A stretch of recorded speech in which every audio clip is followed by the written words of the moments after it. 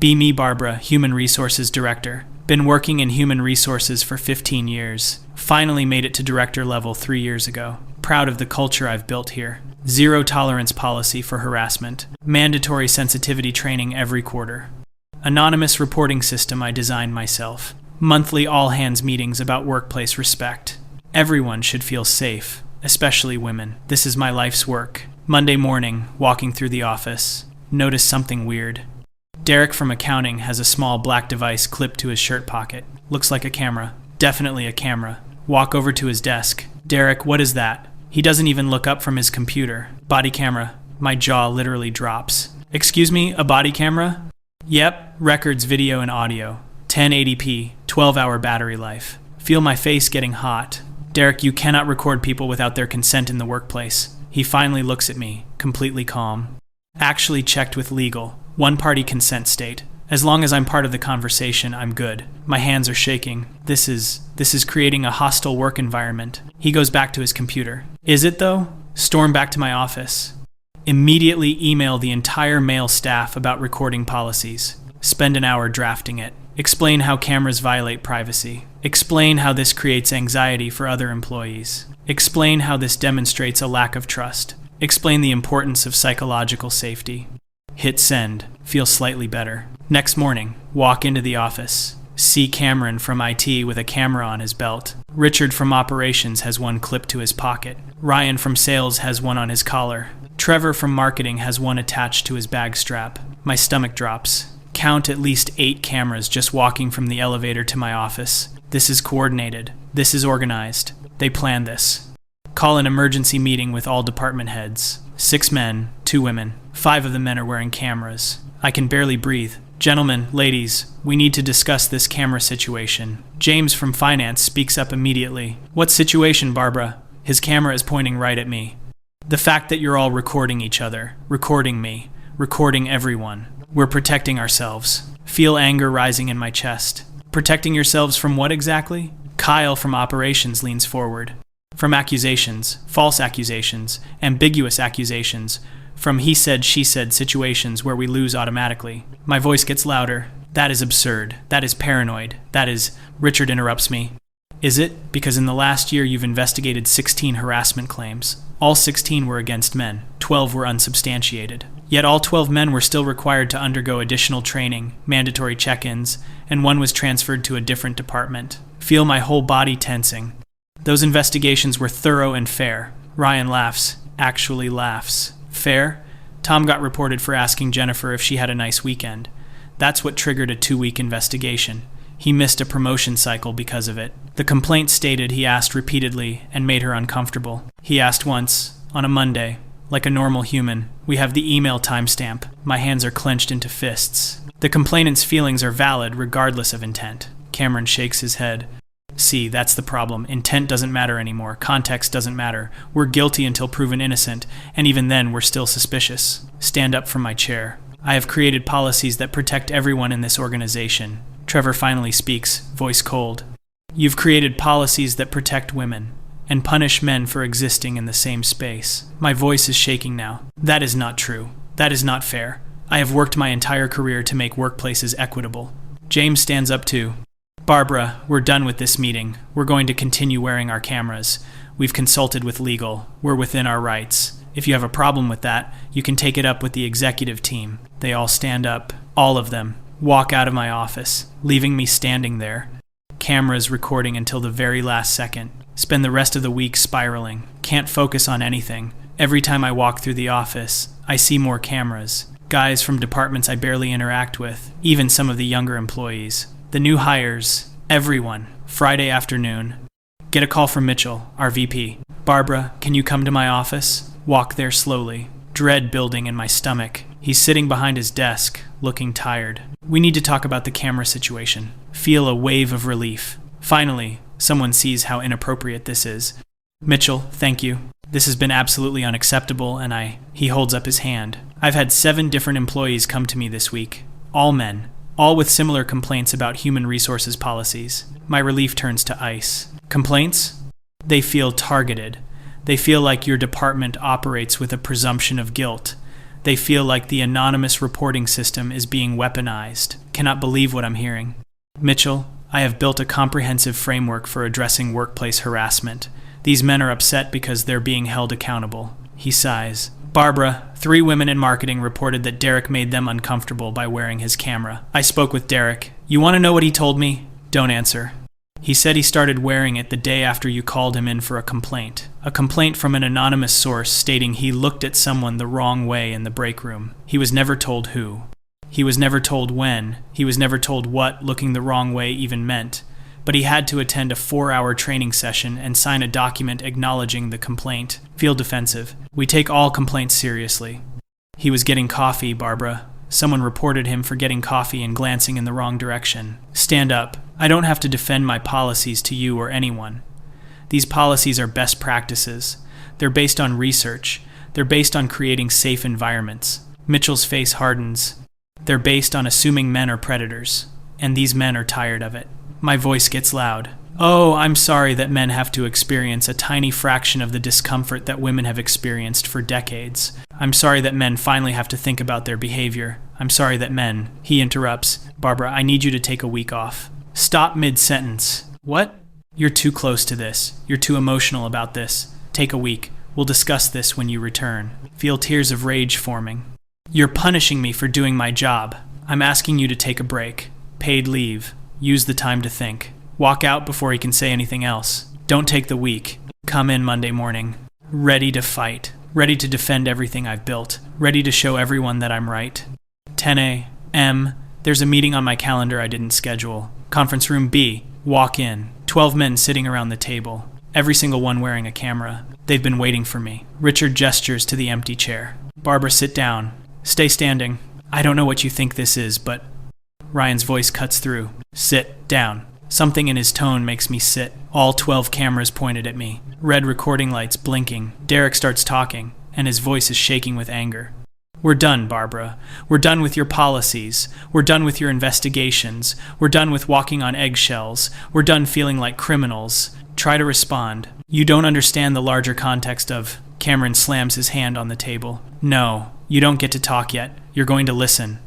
Have never been spoken to like this. Feel panic rising. Look toward the door. Trevor continues. For 2 years, we've dealt with your system, your anonymous complaints, your guilty until proven innocent investigations, your mandatory trainings that treat us like we're all one step away from assault.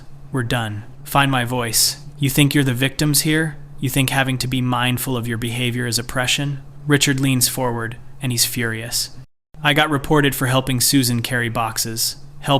Carrying boxes. Because I didn't ask first. I saw a colleague struggling, and I helped. That turned into a week-long investigation about respecting boundaries. I've worked here for 9 years. 9 years. Never a single complaint. Then you become human resources, director, and suddenly I'm a problem? Kyle stands up, pacing. My team was afraid to meet with me one-on-one. My own team. They thought it looked bad. Thought it might create uncomfortable situations. So we started having meetings with the door open, with other people present, even when discussing confidential performance issues. You want to know what that did? It destroyed trust. It destroyed mentorship. It destroyed my ability to actually manage. My voice is rising. Good, maybe those one-on-one meetings were inappropriate to begin with. The room explodes. Multiple men talking over each other. Voices getting louder. James's voice cuts through. Inappropriate? Managing my team is inappropriate? Having private conversations about someone's performance review is inappropriate? What exactly is appropriate, Barbara? Stand up. Meetings behind closed doors between men and women create opportunities for... Ryan interrupts, standing too. For what? For work? For actual professional development? I can't give feedback to half my team because you've decided any interaction could be predatory? My hands are shaking. I've created guidelines that protect everyone. Trevor's laugh is bitter. You've created a prison. You've made it impossible to work normally. Half of us are afraid to make small talk. We can't comment on anything. We can't ask personal questions. We can't be friendly. We can barely be colleagues.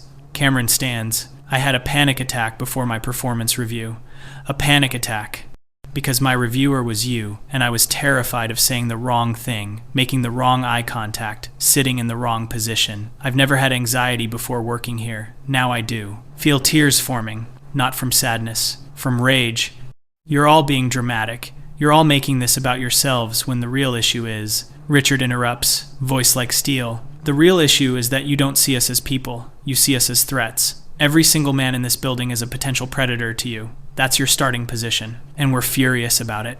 Multiple men start talking at once. Derek, you rejected my request for parental leave modification because flexibility is designed to help working mothers. Kyle, you told me I was being aggressive in a meeting where I disagreed with you, but when Sarah disagreed using the same tone, she was being assertive. Ryan, you implemented a policy where men can't travel alone with female colleagues, but women can travel alone with male colleagues. Explain that. James, you refused to investigate when Tom reported being touched inappropriately at the holiday party because men don't experience that kind of harassment. Trevor, you canceled the mentorship program because too many senior men were mentoring junior women and you said it looked bad. Shout over all of them. Enough. Room goes quiet, breathing hard. You want to know what the real problem is? The real problem is that for decades, centuries, women have had to navigate workplaces designed by men, for men, that excluded them, harassed them, diminished them. And now, when we finally have a voice, when we finally have policies that take women seriously, you can't handle it. You can't handle the slightest discomfort. You can't handle being questioned. You can't handle accountability. Derek stands, and he's shaking with anger. Accountability? Accountability? I got investigated because I wore a shirt someone deemed too tight.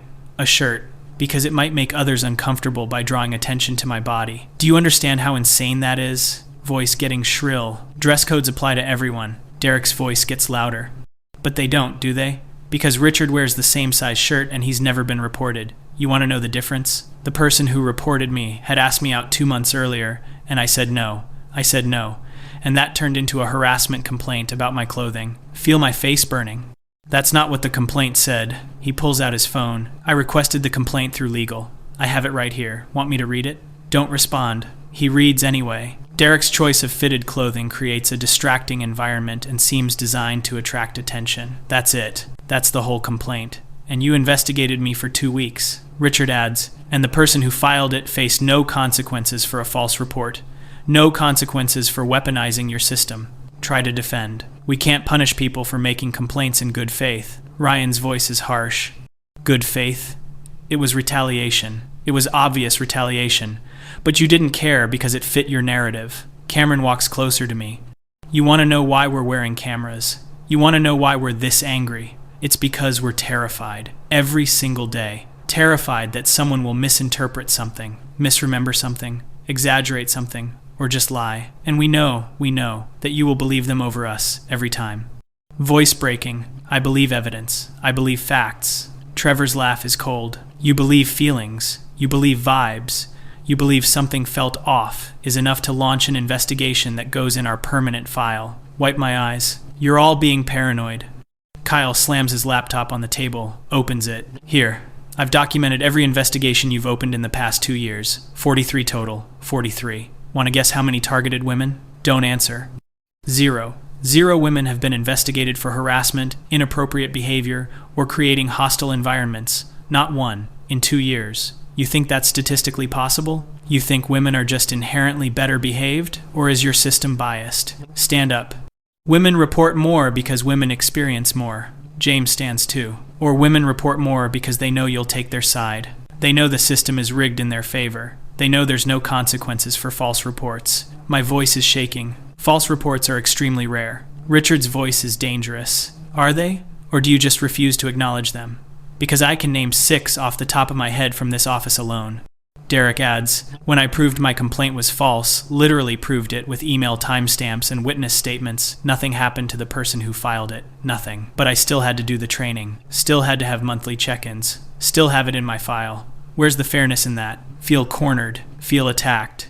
Feel like everything I've built is crumbling. You don't understand. You can't understand. Women are still harassed. Still discriminated against. Still... Ryan interrupts. We're not saying they aren't. We're saying your solution is to discriminate against us instead, and we're done with it. Trevor adds, we tried talking to you, individually. We tried raising concerns. You dismissed all of us, called us defensive, called us part of the problem. So we stopped talking and started recording. Slumped back in my chair. The cameras make everyone uncomfortable. Cameron's voice is firm. Your policies make us uncomfortable. The cameras make us safe. Last attempt. Mitchell won't allow this to continue. Kyle smiles, but it's not friendly. Mitchell approved the cameras. We met with him and legal before we started wearing them. They reviewed your investigation records. They reviewed the complaints. They reviewed the outcomes. Mitchell agrees there's a problem. Feel the room spinning. That's not, he told me to take time off, but he didn't say. James finishes. He's requiring you to undergo retraining, bias training, investigation best practices, due process, and all of your future investigations will be reviewed by legal before any action is taken. Stand up too fast. Chair falls backward. You went around me. You undermined me. You coordinated against me. Derek's voice is calm now. We protected ourselves, that's all. The same way women have had to protect themselves for years. You should understand that. Feel like screaming. It's not the same. It's not the same at all. Richard stands. You're right. It's not. Because when we protect ourselves, you call it hostile. When women protect themselves, you call it necessary. That's the double standard we're done with. Grab my bag.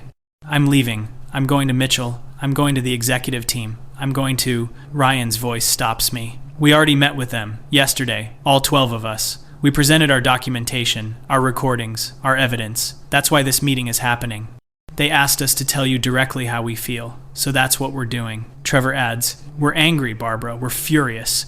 We're fed up with being treated like threats. We're fed up with your biased investigations. We're fed up with policies that assume we're guilty. We're fed up with you. Feel tears falling now. Can't stop them. I was trying to help. I was trying to make things better. Kyle's voice softens slightly, but only slightly. You made things better for some people, but you made things worse for us. And you didn't care. That's what makes us angriest. You didn't care. Cameron adds, every time we raised concerns, you dismissed them. You told us we were being defensive. You told us we didn't understand. You never once considered that maybe, your approach was flawed. Derek finishes. So we'll keep wearing our cameras. We'll keep protecting ourselves. Because you won't. Because your system doesn't protect us. It targets us. Walk to the door. Hand on the handle. Turn back. You're all cowards. You're all afraid of accountability. You're all... Richard's voice cuts through. We're done listening to you, Barbara. This conversation is over. We said what we needed to say. You can leave now. All 12 of them. Sitting there. Cameras recording. Staring at me. Waiting for me to leave. Walk out. Hear the door close behind me. Walk past desk after desk. Cameras everywhere. Little red lights. Blinking. Recording. Protecting. Reach my office. Close the door. Sit in the dark. Try to understand what just happened. Try to understand how everything went so wrong. Try to understand how the people I was protecting became the people I was hurting. But mostly I just sit there, furious, humiliated, defeated. While outside my office, the cameras keep recording, and the men keep working, finally feeling safe. From me,